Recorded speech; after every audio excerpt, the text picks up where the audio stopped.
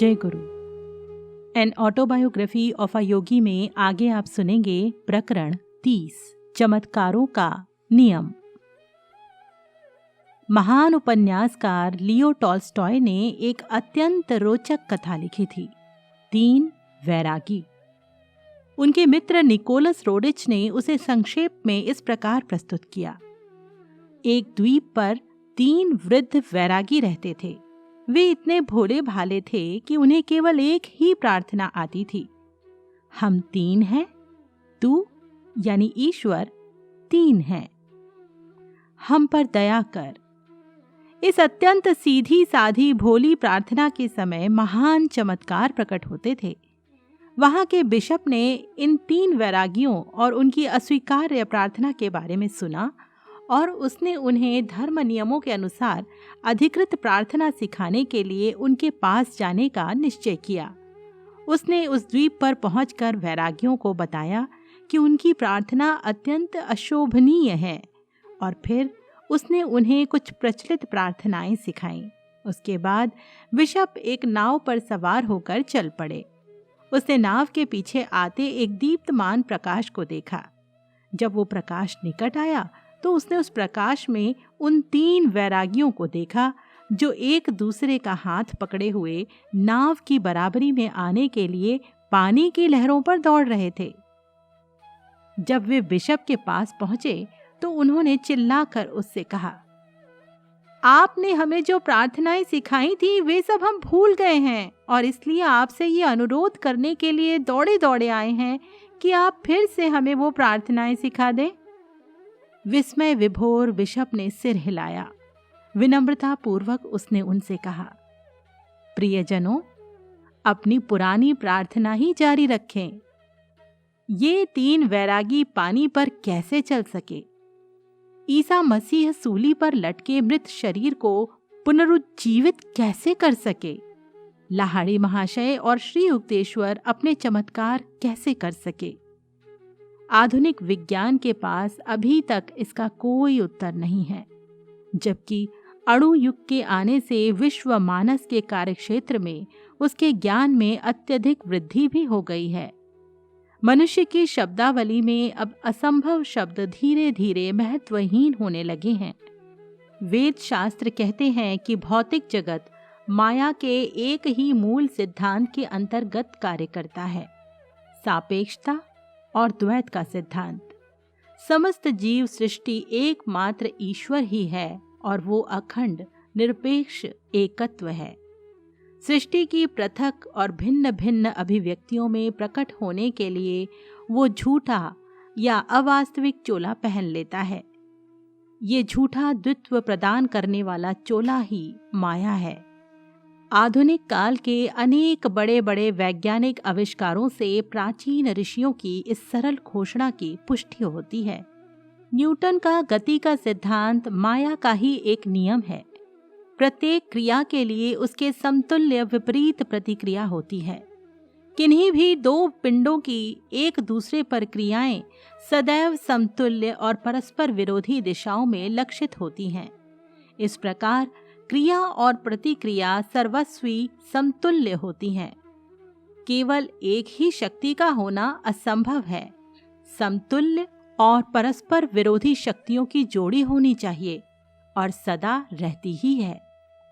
प्रकृति की मूलभूत क्रियाएं अपनी माया मूलकता का ही परिचय देती हैं। उदाहरण के लिए, विद्युत शक्ति आकर्षण और विकर्षण के कारण निर्मित होती है। इसके इलेक्ट्रॉन और प्रोटॉन परस्पर विरोधी विद्युत आवेग हैं। दूसरा उदाहरण, अणु अर्थात पदार्थ की सूक्ष्मतम कणिका स्वयं पृथ्वी की तरह ही धनात्मक और ऋणात्मक यानी पॉजिटिव एंड नेगेटिव ध्रुवों से युक्त एक चुंबक है। ये समस्त गोचर जगत ध्रुवता के प्रभाव में है। भौतिक शास्त्र, रसायन शास्त्र या किसी भी अन्य विज्ञान का कोई भी नियम कभी अंतर्निहित परस्पर विरोधी तत्वों से मुक्त नहीं मिलता। अतः भौतिक विज्ञान माया के बाहर के किसी नियम का सूत्र नहीं बना सकता। सृष्टि का मूल ताना बाना ही माया है। उसकी मूल रचना ही माया है। स्वयं प्रकृति माया है। प्राकृतिक विज्ञान के पास केवल प्रकृति के अपरिहार्य सारभूत तत्वों का ही अध्ययन और उन्हीं का प्रयोग करने के सिवा और कोई चारा ही नहीं है। अपने क्षेत्र में प्रकृति शाश्वत और अपार है। भावी वैज्ञानिक उसकी विविध रूपी अनंतता के एक के बाद एक पहलू की खोज करते जाने से अधिक कुछ नहीं कर पाएंगे। विज्ञान इस प्रकार सदा के लिए परिवर्तनों के क्रम से ही गुजरता रहेगा और अंतिम कारण तक कभी नहीं पहुंच पाएगा। पहले से ही अस्तित्व में आए हुए और कार्य करते हुए ब्रह्मांड के नियमों का पता लगाने की तो उसमें क्षमता है, परंतु नियम बनाने वाले विधाता और कार्य चलाने वाले जगत नियंता को ढूंढ पाने में वो असमर्थ है। गुरुत्वाकर्षण और विद्युत शक्ति के तेजस्वी प्रदर्शनों का तो पता चल गया, परंतु गुरुत्वाकर्षण और विद्युत शक्ति क्या है कोई मानव नहीं जानता। सहस्त्राब्दियों से अवतारों और सद्गुरुओं ने मानव जाति को माया से ऊपर उठने का कार्य दे रखा है। सृष्टि के द्वैत के ऊपर उठकर उसके पीछे विद्यमान सृष्टा की अखंड एकता को पहचानना ही मनुष्य का सर्वोच्च लक्ष्य माना गया। जो माया में लिप्त रहते हैं उन्हें उसके ध्रुवता नियम को स्वीकार करना ही होगा। ज्वार भाटा, उत्थान पतन, दिन रात, सुख दुख, अच्छा बुरा, जन्म मृत्यु, कुछ हजार मानव जन्मों से गुजरने के बाद मनुष्य को इन आवृत्तियों की ये नियमबद्ध क्रमशीलता पीड़ादायक और नीरस प्रतीत होने लगती है। तब वो माया जनित विवशताओं से परे आशापूर्ण दृष्टि डालने लगता है। माया के पर्दे को हटाने का ही अर्थ है सृष्टि के रहस्य को अनावृत करना। जो इस प्रकार सृष्टि का अनावरण कर देता है केवल वही सच्चा अद्वैतवादी है, अन्य सब केवल मूर्ति पूजक हैं। जब तक मनुष्य प्रकृति की द्वयात्मक भ्रांतियों में उलझा रहता है तब तक छल कपटी माया ही उसकी आराध्य देवी होती है और वो एकमात्र सच्चे ईश्वर को नहीं जान सकता। विश्व माया मनुष्यों में अविद्या यानी अज्ञान भ्रम के रूप में प्रकट होती है। माया या अविद्या को बौद्धिक विश्वास या विश्लेषण के द्वारा कभी नष्ट नहीं किया जा सकता। केवल निर्विकल्प समाधि की आंतरिक स्थिति की प्राप्ति से ही उसे नष्ट किया जा सकता है। ओल्ड टेस्टामेंट यानी बाइबल का पूर्व भाग के सब संतों तथा सभी देशों और युगों के दृष्टाओं ने चेतना की उसी अवस्था से उपदेश दिया था। एजेकिएल ने कहा था, बाद में वो मुझे दरवाजे के पास ले आया। ये दरवाजा पूर्वाभिमुख था और मैंने देखा इज़राइल के भगवान का दिव्य तेज पूर्व दिशा से आया। उसकी ध्वनि पानी की तेज बहती अनेक धाराओं के समान थी और पृथ्वी उसके तेज के आलोक में नहा उठी। योगी अपनी चेतना को ललाट में स्थित दिव्य चक्षु में ले जाकर सर्वव्यापकता में पहुंचाता है। जब वो ये कर रहा होता है तब उसे ओम की पानी की तेज बहती अनेक धाराओं के समान ध्वनि सुनाई देती है, जो सृष्टि की एकमात्र वास्तविकता के प्रकाश के स्पंदनों के कारण होती है। सृष्टि के अरबों खरबों रहस्यों में सबसे विलक्षण रहस्य है प्रकाश। ध्वनि तरंगों के संचरण के लिए तो हवा या अन्य किसी भौतिक माध्यम की आवश्यकता होती है, परंतु प्रकाश तरंगे नाभिकीय पिंडों के बीच के निर्वात से भी सरलता पूर्वक संचार करती हैं। तरंग सिद्धांत में जिस काल्पनिक ईथर को नाभिकीय पिंडों के बीच के शून्य में प्रकाश का माध्यम माना जाता है, उसे भी आइंस्टाइन के इस मत के कारण हटा दिया जा सकता है कि अंतरिक्ष के ज्यामितीय गुण धर्म ईथर की कल्पना को अनावश्यक बना देते हैं। इन दोनों में से किसी भी प्रमेय को माने तब भी प्रकृति की समस्त अभिव्यक्तियों में प्रकाश ही सबसे सूक्ष्म और भौतिक अवलंबन से सर्वाधिक मुक्त है।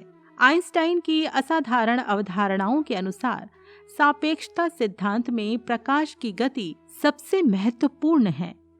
वे गणित द्वारा सिद्ध करते हैं कि जहाँ तक मानव के सीमित मन का संबंध है, इस नित्य परिवर्तनशील ब्रह्मांड में केवल प्रकाश की गति ही अपरिवर्तनशील है कि केवल वही निरपेक्ष स्थिरांक है?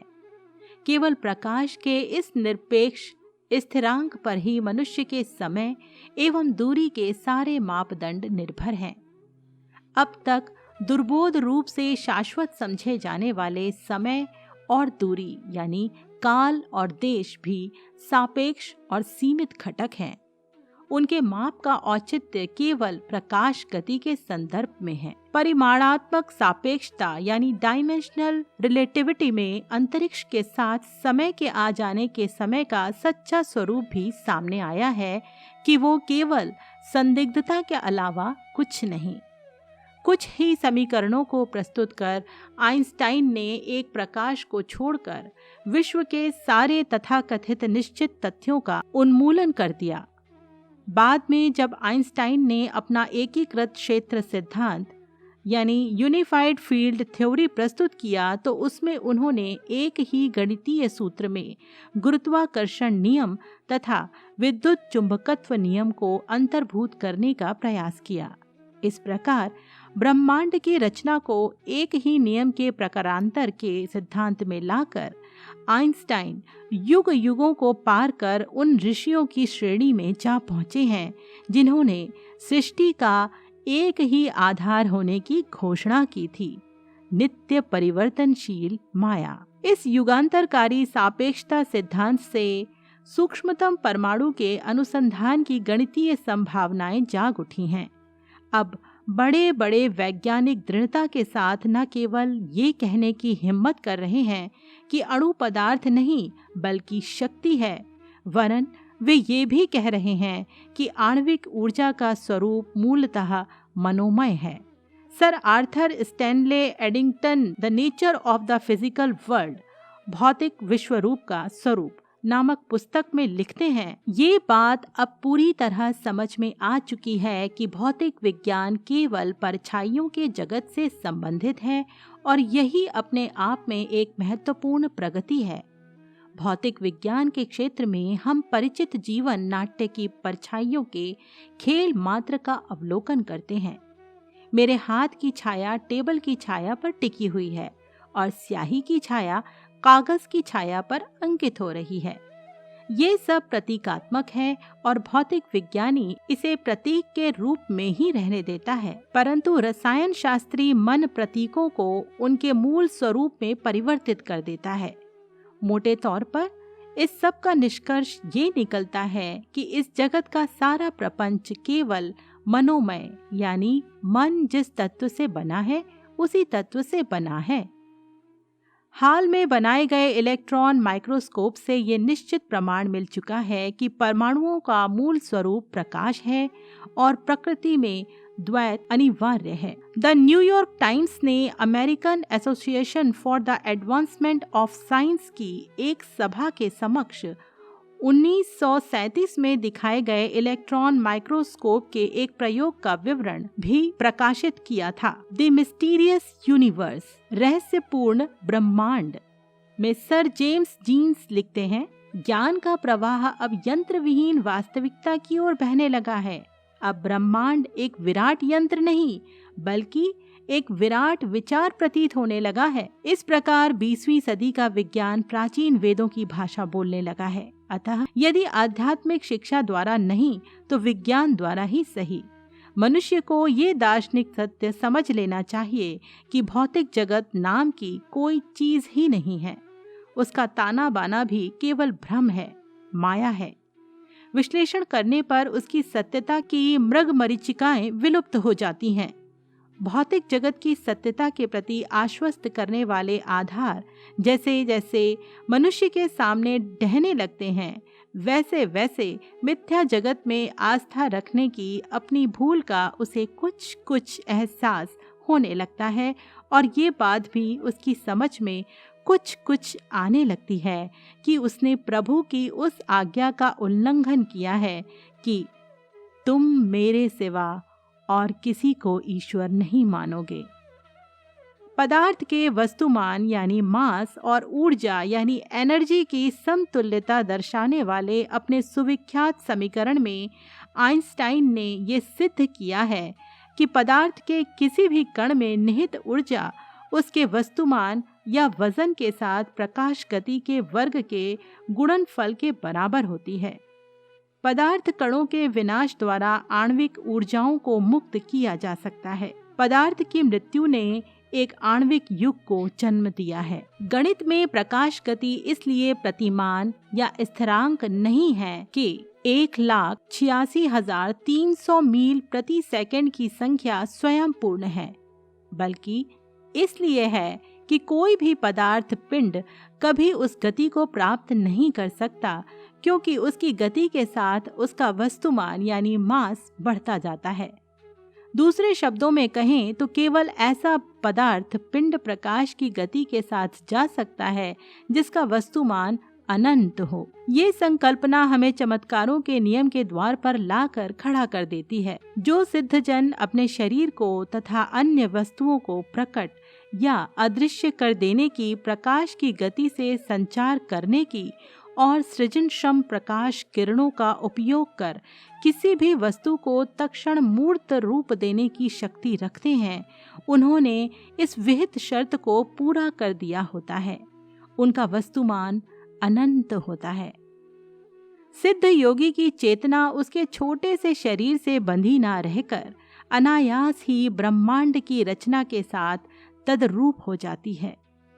गुरुत्वाकर्षण के कारण सभी भौतिक पदार्थ भार युक्त होते हैं, परंतु ये गुरुत्वाकर्षण, फिर चाहे न्यूटन उसे शक्ति कहें या आइंस्टाइन उसे जड़ता की अभिव्यक्ति कहें, किसी सिद्ध को भार का गुणधर्म व्यक्त करने के लिए विवश करने में असमर्थ है। जो अपने को सर्वव्यापी परम तत्व के रूप में जान जाता है, वो फिर काल और देश की सीमा में आबद्ध नहीं रहता।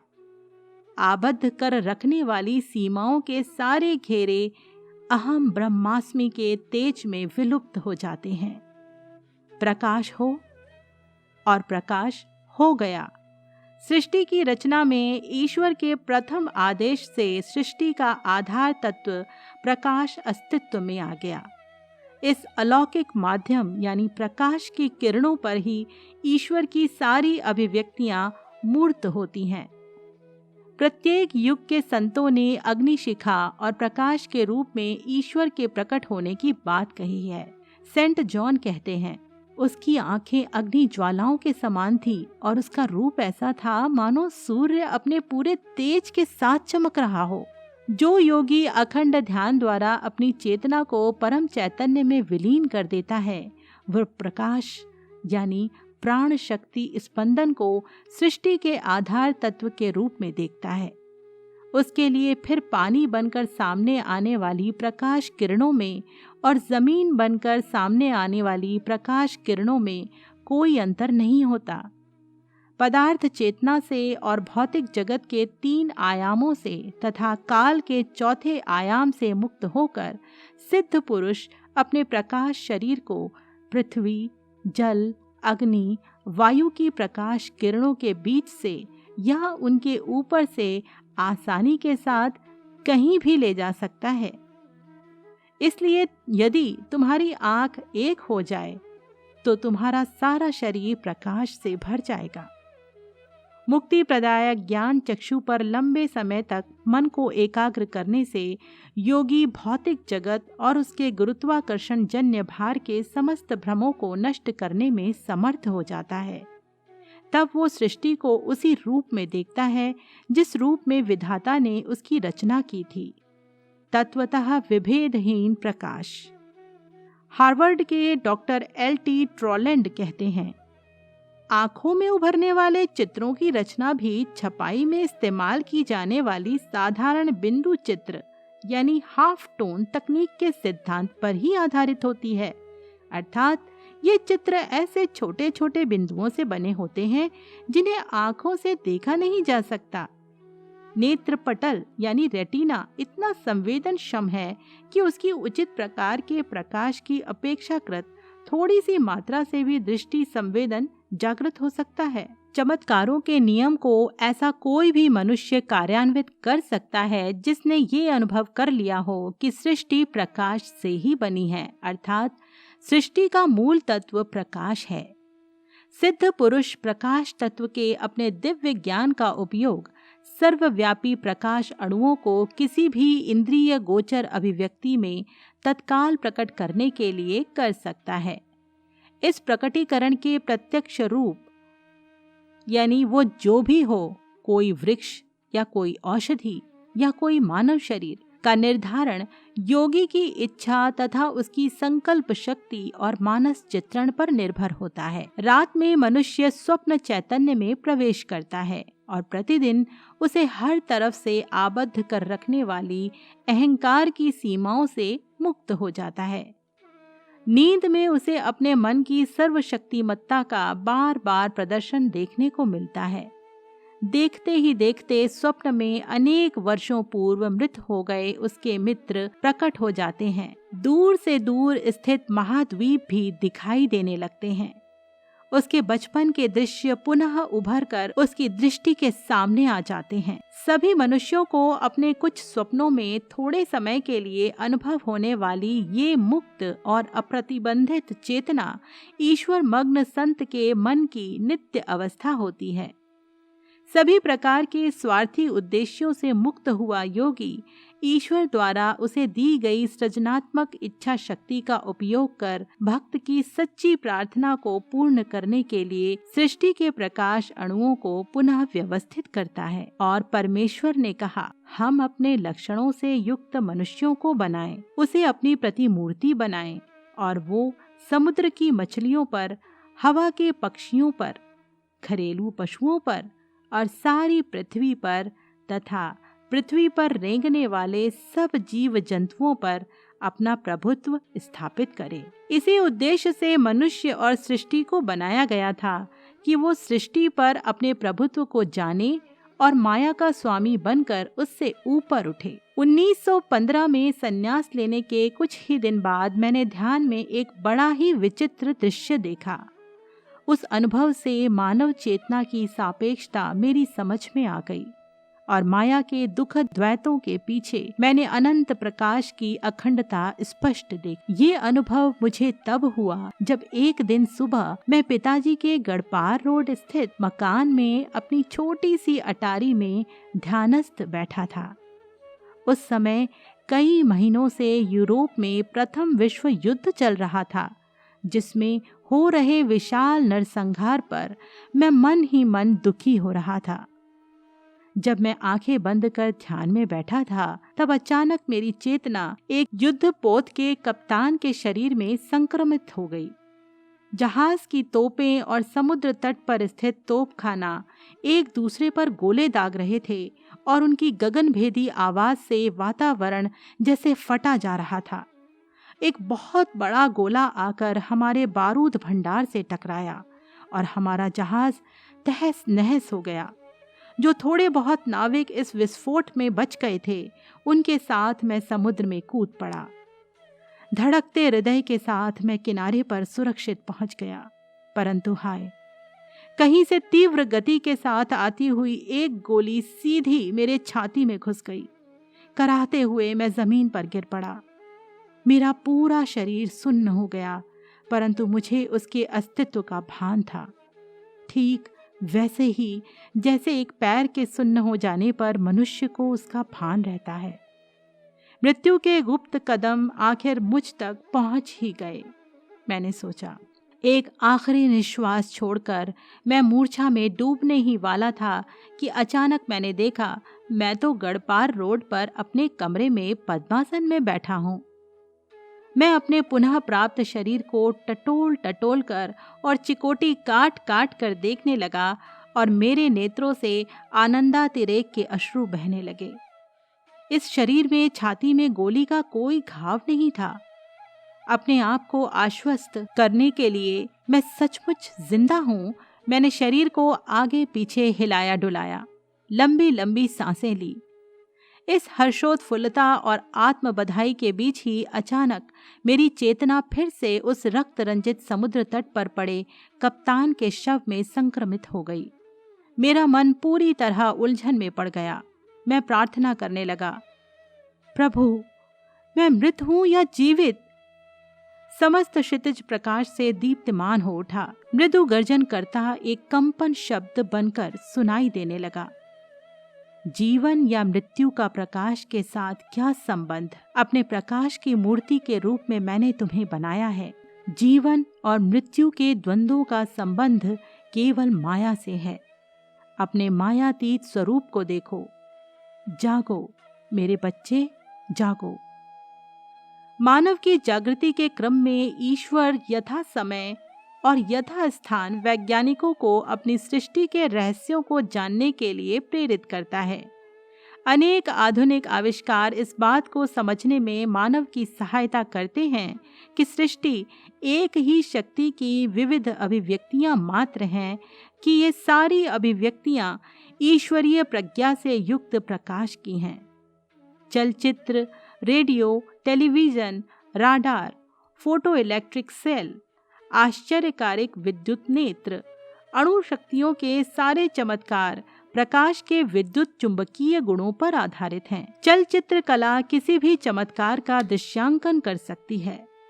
प्रभावकारी दृश्य प्रस्तुत करने के दृष्टिकोण से कौशलपूर्ण फोटोग्राफी के लिए कुछ भी असंभव नहीं है। चलचित्र में मनुष्य पारदर्शी सूक्ष्म शरीर धारण कर अपनी स्थूल देह से निकलता हुआ देखा जा सकता है। वो पानी पर चल सकता है, मृत व्यक्ति को दोबारा जिंदा कर सकता है, घटनाक्रम को पलटकर पीछे ले जा सकता है और देश और काल की धज्जियां उड़ा सकता है। कुशल फोटोग्राफर अपनी इच्छा के अनुसार छाया चित्रों को मिलाकर दृष्टि के लिए चमत्कार कर सकता है, ठीक उसी प्रकार जैसे सिद्ध पुरुष वास्तविक प्रकाश किरणों के साथ करता है। जीवंत प्रतीत होने वाले चित्रों को प्रस्तुत करते चलचित्र सृष्टि के अनेक तथ्यों पर प्रकाश डालते हैं। सृष्टि निर्देशक ने अपनी पटकथाएं स्वयं लिखी हैं और सदियों के इस विराट चित्रपट में असंख्य अभिनेता अभिनेत्रियों का समावेश किया है। अनंतता के अंधकारपूर्ण बूथ से वो प्रकाश की अपनी किरणों को प्रक्षेपित करता है, जो एक के बाद एक आने वाले युगों की फिल्मों में से होकर महाकाश के पर्दे पर गिरते हैं और उन फिल्मों के चित्रों को प्रतिबिंबित करते हैं। जिस प्रकार सिनेमा के चित्र वास्तविक प्रतीत होते हैं, परंतु होते हैं मात्र प्रकाश और छाया के मिले जुले चित्र, उसी प्रकार सृष्टि की विविधता भी एक भ्रम मात्र है। विभिन्न ग्रह मंडल और उन पर जीने वाले असंख्य जीव एक विराट चलचित्र के चित्रों के अतिरिक्त कुछ नहीं।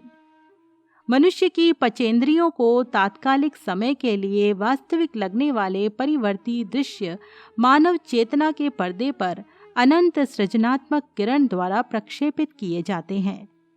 सिनेमा दर्शक दृष्टि ऊपर उठाकर देख सकते हैं कि पर्दे पर दिखाई देने वाले सारे चित्र चित्रविहीन प्रकाश किरणों की एक बीम से उत्पन्न होते हैं। सृष्टि का ये रंग बिरंगी नाटक भी उसी प्रकार का एक विश्व स्रोत से आने वाले एकमात्र श्वेत प्रकाश से उत्पन्न हो रहा है। अकल्पनीय कौशल के साथ ईश्वर अपनी संतानों के मनोरंजन के लिए विराट नाटक प्रस्तुत कर रहे हैं, जिसमें उन्हें वे अपने ग्रह मंडलीय नाट्य गृह में नाटक के पात्र भी बना रहे हैं और दर्शक भी। एक दिन यूरोप के युद्ध क्षेत्रों की न्यूज रील देखने के लिए मैं एक सिनेमा थिएटर में गया। प्रथम विश्व युद्ध पाश्चात्य जगत में तब भी चल रहा था। न्यूज रील में नरसंहार इतना वास्तविक लग रहा था कि मैं अत्यंत व्यथित हृदय से थिएटर से बाहर निकला। मैं प्रार्थना करने लगा, प्रभु, आप इतना दुख दर्द क्यों होने देते हैं? मेरे आश्चर्य का ठिकाना ना रहा जब प्रत्यक्ष यूरोप के युद्ध क्षेत्रों के दिव्य दर्शन के रूप में मेरी प्रार्थना का तत्काल उत्तर आया। मृतकों और मरणासन्न लोगों से भरे ये दृश्य न्यूज रील के चित्रांकन से कहीं अधिक भयंकर थे। ध्यान से देखो। मेरी अंतर चेतना से एक मृदु एवं सौम्य वाणी कह रही थी, तुम देखोगे कि फ्रांस में अभी अभिनीत किए जा रहे ये दृश्य प्रकाश छाया के खेल के अतिरिक्त कुछ नहीं है। ये सृष्टि के चलचित्र हैं, उतने ही वास्तविक और उतने ही अवास्तविक जितनी तुमने अभी अभी देखी न्यूज रील थी। नाटक के भीतर और एक नाटक। मेरे हृदय को अभी भी सांत्वना नहीं मिली। दिव्यवाणी आगे कहती गई, सृष्टि प्रकाश और छाया दोनों है, अन्यथा कोई चित्र संभव नहीं हो सकता। माया के भले एवं बुरे गुण बारी बारी से एक दूसरे पर हावी होते रहते हैं। इसी संसार में यदि अखंड आनंद प्राप्त हो जाए तो क्या मनुष्य किसी दूसरे लोक की कामना करेगा? दुख दर्द मिले बिना वो तो इस बात को याद करने की भी कोशिश नहीं करता कि उसने अपना नित्य धाम त्याग दिया है। दुख उसे ये याद दिलाने के लिए चुभोया जाने वाला एक शूल है। दुख से बचने का उपाय ज्ञान है। मृत्यु की विभीषिका मिथ्या है, अवास्तविक है। जो लोग उसके नाम से कांप उठते हैं वे नाटक के उस नासमझ नट के समान हैं जो उस पर पिस्तौल से नकली गोली दागी जाने पर भी भय के मारे मंच पर ही मर जाता है। मेरी संतानें प्रकाश की हैं, वे सदा के लिए माया के अंधकार में सोई नहीं रहेंगी। मैंने शास्त्रों में माया के विषय में बहुत कुछ पढ़ा था, परंतु उससे मुझे माया का वैसा गहरा ज्ञान प्राप्त नहीं हुआ था जैसा ध्यान में दिखने वाले दृश्यों और उनके साथ आने वाले सांत्वनादायक शब्दों से प्राप्त हुआ। मनुष्य के मूल्यों में, मान्यताओं में, सोच विचार में गहन परिवर्तन आ जाता है जब उसे इस सत्य का विश्वास हो जाता है कि ये सृष्टि केवल एक विराट चलचित्र है और इसके भीतर नहीं बल्कि इसके परे उसका सच्चा स्वरूप निहित है। इस प्रकरण को पूरा लिखने के पश्चात मैं अपने पलंग पर पद्मासन में बैठ गया। मेरे कमरे में 2 मंद लैंपों का धुंधला प्रकाश फैला हुआ था। मैंने दृष्टि ऊपर उठाई तो देखा कि छत में सरसों के रंग के छोटे छोटे प्रकाश बिंदु रेडियम के समान चमकते हुए झिलमिला रहे थे। असंख्य प्रकाश किरणें वर्षा के जलरेखीय बाणों के समान एक पारदर्शी किरणावली बनकर शांति से मुझ पर बरसती रहीं।